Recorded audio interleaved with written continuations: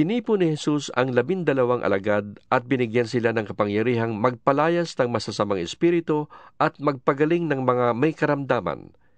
Ito ang mga pangalan ng 12 apostol: si Simon na tinatawag ding Pedro, at si Andres na kanyang kapatid, sina Santiago at Juan na mga anak ni Zebedeo, sina Felipe at sina Tomas at Mateyong maniningil ng buwis, si Santiago ang anak ni Alfeo at si Tadeo, si Simon ang makabayan at si Judas Iscariote ang nagkanulok kay Jesus.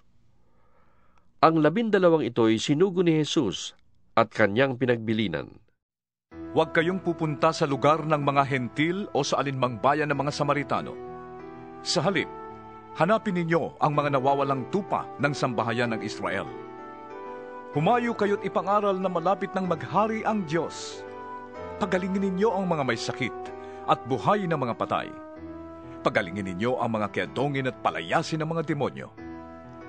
Yamang tumanggap kayo ng walang bayad, magbigay naman kayo ng walang bayad.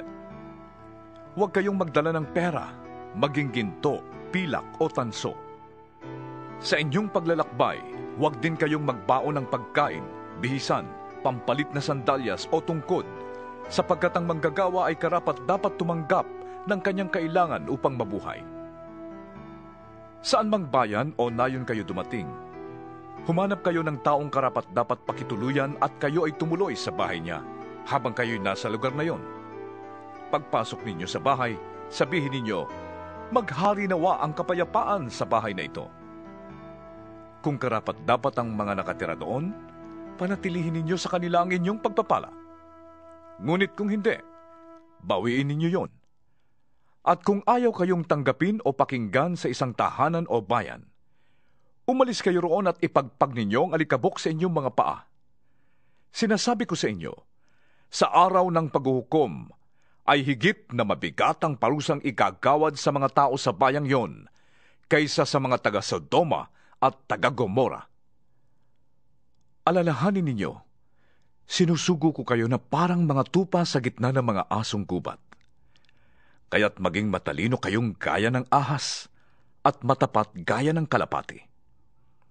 Mag-ingat kayo, sapagkat may mga taong magbibintang sa inyo sa harap ng Sanhedrin. Hahagupitin kayo sa mga sinagoga dahil sa akin. Ihaharap kayo sa mga gobernador at sa mga hari, subalit magpapatotoo kayo sa harap nila at ng mga hentil. Kapag nililitis na kayo, huwag kayong mabahala kung ano ang sasabihin ninyo o kung paano kayo magpapatotoo. Pagdating ng oras, ito ipagkakaloob sa inyo. Hindi kayo ang magsasalita, kundi ang Espiritu ng inyong Ama ang magsasalita sa pamamagitan ninyo. Ipapahamak ng kapatid ang kanyang kapatid upang ipapatay. Gayon din ang gagawin ng ama sa kanyang anak. Lalaban ng mga anak sa kanilang mga magulang at ipapapatay nila ang mga ito. Kapopootan kayo ng lahat dahil sa akin, ngunit ang mananatiling tapat hanggang wakas ang siyang maliligtas. Kapag inusig kayo sa isang bayan, tumakas kayo sa kasunod. Sinasabi ko sa inyo, bago ninyo mapuntahan ang lahat ng bayan ng Israel, ay darating na ang Anak ng Tao. Walang alagad na nakakahigit sa kanyang guro, at walang aliping nakakahigit sa kanyang Panginoon. Sapat nang matulad ang alagad sa kanyang guro, at ang alipin sa kanyang Panginoon. Kung ang ama ng sambahayan ay tinawag nilang Beelzebul, lalo na nilang lalaitin ang kanyang mga kasambahay. Kaya huwag kayong matakot sa kanila. Walang natatago na di malalantad at walang nalilihim na di mabubunyag. Ang sinasabi ko sa inyo sa dilim ay ulitin ninyo sa liwanag, at ang ibinubulong sa inyo ay inyong ipagsigawan. Huwag ninyong katakutan ang pumapatay ng katawan, ngunit hindi naman nakakapatay ng kaluluwa. Sa halip, ang katakutan ninyo ay ang Diyos na nakakalipol ng kaluluwa at katawan sa impyerno. Hindi ba't ipinagbibili sa halagang 1 pera ang 2 maya? Gayunman kahit isa sa kanila'y hindi nahuhulog sa lupa, kung hindi kalooban ng inyong Ama. At kayo, maging ang buhok ninyo'y bilang niyang lahat. Kaya huwag kayong matakot. Higit kayong mahalaga kaysa maraming maya. Ang sinumang kumikilala sa akin sa harap ng mga tao, ay kikilalanin ko rin naman sa harap ng aking amang nasa langit. Ngunit ang hindi kumikilala sa akin sa harap ng mga tao, ay hindi ko rin kikilalanin sa harap ng aking amang nasa langit. Huwag ninyong isiping naparito ako upang magdala ng kapayapaan sa lupa.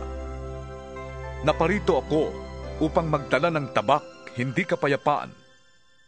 Naparito ako upang paglabanin ang anak na lalaki at ang kanyang ama, ang anak na babae at ang kanyang ina, at ang manugang na babae at ang kanyang biyanang babae.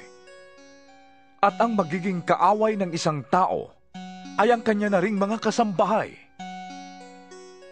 Ang umiibig sa kanyang ama o ina ng higit sa akin ay hindi karapat-dapat sa akin. At ang umiibig sa kanyang anak ng higit sa akin ay hindi karapat-dapat sa akin. Ang ayaw magpasa ng kanyang krus at sumunod sa akin ay hindi karapat-dapat sa akin. Ang nagsisikap na mapanatili ang kanyang buhay ay siyang mawawalan nito. Ngunit mapapanatili ito ng taong handang mawalan ng buhay dahil sa akin. Ang tumatanggap sa inyo ay tumatanggap sa akin. At ang tumatanggap sa akin ay tumatanggap sa nagsugo sa akin. Ang tumatanggap sa isang propeta, dahil sa siya'y propeta, ay tatanggap ng gantimpalang nauukol sa propeta. At ang tumatanggap sa isang taong matuwid, dahil sa siya'y matuwid, ay tatanggap ng gantimpalang nauukol sa taong matuwid. Sino mang magbigay ng kahit isang basong tubig na malamig sa isa sa mga hamak na ito, dahil sa siya'y alagad ko, ay tiyak na tatanggap ng gantimpala.